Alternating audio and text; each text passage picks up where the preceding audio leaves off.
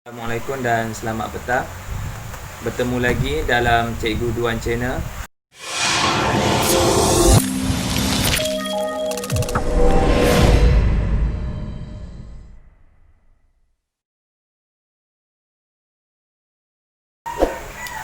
Peranan reseptor regang. Dapatkah anda membutang baju ke meja tanpa melihatnya? Bagaimanakah anda dapat melakukannya? Sebab apa? Aktiviti ini dapat dilakukan dengan menggunakan reseptor regang. Itu contoh peranan reseptor regang dalam aktiviti rutin harian kita. Itu dia. Reseptor regang. Apa peranannya? Fungsinya adalah untuk mengkoordinasikan aktiviti yang melibatkan otot dan juga mengkoordinasikan badan. Itu adalah fungsi reseptor regang, mengkoordinasikan aktiviti yang melibatkan otot. Berjalan, berlari, itu contoh. Dan juga mengkoordinasikan badan. Reseptor regang sensitif terhadap pergerakan, tekanan dan regangan badan. Di manakah reseptor regang terdapat? Boleh didapati. Ada 3. Di mana? Otot, tendon dan ligamen.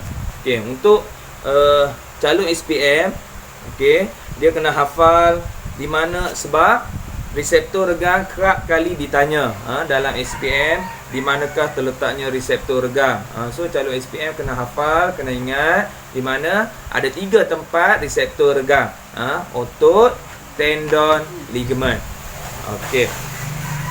Reseptor regang juga dikenali sebagai proprioseptor. Kita boleh tengok gambar struktur reseptor regang. Di mana? Yang ni gentian otot. Yang merah yang panjang ni adalah gentian saraf. Dan yang di dalam ni adalah reseptor regang. Inilah reseptor regang. So untuk gambar ni juga pernah keluar SPM. Calon SPM perlu hafal bahagian ataupun nama bahagian-bahagian yang ada dalam reseptor regang. Reseptor regang ialah gentian otot khas yang disambungkan ke gentian saraf deria. Ini salah. Apa yang salah lagi? Reseptor ini dirangsangkan apabila otot mengecut dan mengendur. Ini pun salah. Fakta yang salah. Yang sebetulnya reseptor regang adalah penting untuk mengimbangi kedudukan dan koordinasi badan. So calon SPM kena ingat apa peranan, apa kepentingannya mengimbangi kedudukan dan koordinasi badan. Seterusnya, reseptor regang dalam otot dirangsang apabila otot itu diregang, diputar atau dimampatkan. Reseptor regang menghasilkan impas saraf, maklumat, dan menghantar impas saraf itu bersama-sama dengan saraf deria, neuron deria ke otak ataupun saraf tunjang.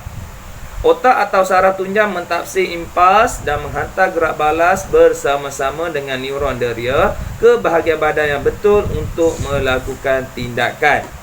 Deria yang membantu kita mengesan kedudukan dan pergerakan anggota badan dengan menggunakan reseptor regang dikenali sebagai deria kinestesis. So itu dia deria kinestesis. Kita pergi sikit lagi. Kebanyakan aktiviti harian kita, contoh aktiviti yang melibatkan reseptor regang.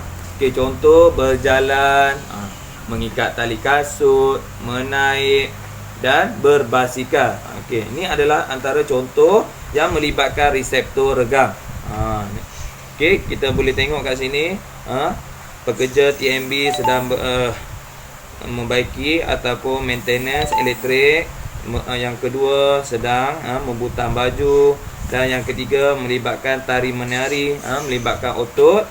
So semua ni adalah melibatkan reseptor regang.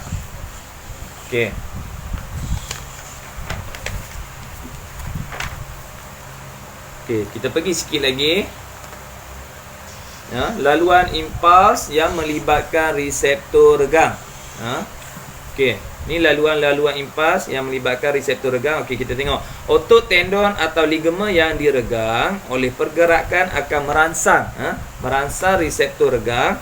Hal ini menyebabkan impas tercetus dan menghantarnya ke otak. Sampai maklumat mesej ke otak. Apa peranan otak? Otak pula berperanan mentafsir impas tersebut dan menghantar satu impas ke otot tertentu. Dan seterusnya, apabila otak mentafsir dan hantar maklumat tadi kepada otot, otot pula tersebut akan menyelaraskan pergerakan dan mengekalkan keseimbangan badan. So apabila berlaku ketiga-tiga ni, okey, so badan kita akan menjadi normal. Penting atau tidak? Calon SPM penting tak? Reseptor regang ini. So memang sangat penting. Kepentingan reseptor regang. Okey, tengok. Yang pertama, memastikan kita sedar akan posisi badan kita dan memastikan badan kita seimbang, membolehkan kita melakukan pergerakan rumit. Seterusnya, membantu otot untuk diselaraskan dengan deria lain. Dan last sekali, melindungi otot, ligamen dan sendi daripada tegangan yang melampau. So ini ada 5 kepentingan reseptor regang.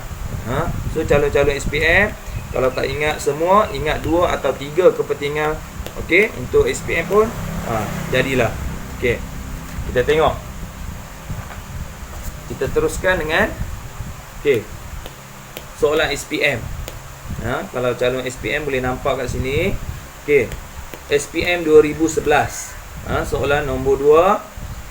Aktiviti manakah yang melibatkan reseptor regang? Kita boleh tengok kat sini. A. Menyanyi, B. Membaca, C. Berbasikal, D. Berfikir. Okey. So untuk menjawab soalan ni, calon SPM perlu mengetahui apa yang dimaksudkan dengan reseptor regang dahulu. Okey, reseptor regang mesti yang mengkoordinasikan, yang melibatkan otot. Adakah menyanyi? Menyanyi melibatkan otot, membaca ataupun berfikir. So kalau menyanyi rasa tidak, bukan. Membaca bukan. Berfikir bukan. So jawapan dia yang paling tepat adalah berbasikal. Okey, seterusnya. Soalan SPM 2013, soalan nombor 2. Apakah fungsi reseptor regang? A. Mengesan rasa sakit, B. mengesan tekanan, C. mengekalkan postur badan, dan D. mengekalkan suhu badan. Okey, so yang ni straightforward. Kalau calon SPM hafal apa fungsi dia, terus dapat jawapan C.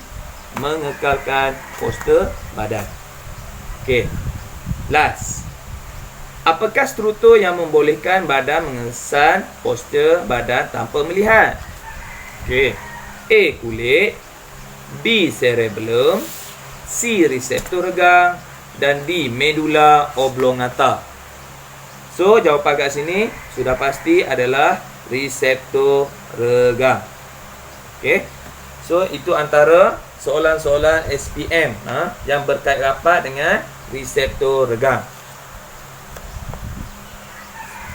Okey, so calon SPM, kalau anda suka video ni, anda boleh like, share dan subscribe Cikgu Duan Channel untuk menikmati video-video ataupun video untuk sebagai persiapan anda untuk menghadapi SPM pada tahun depan.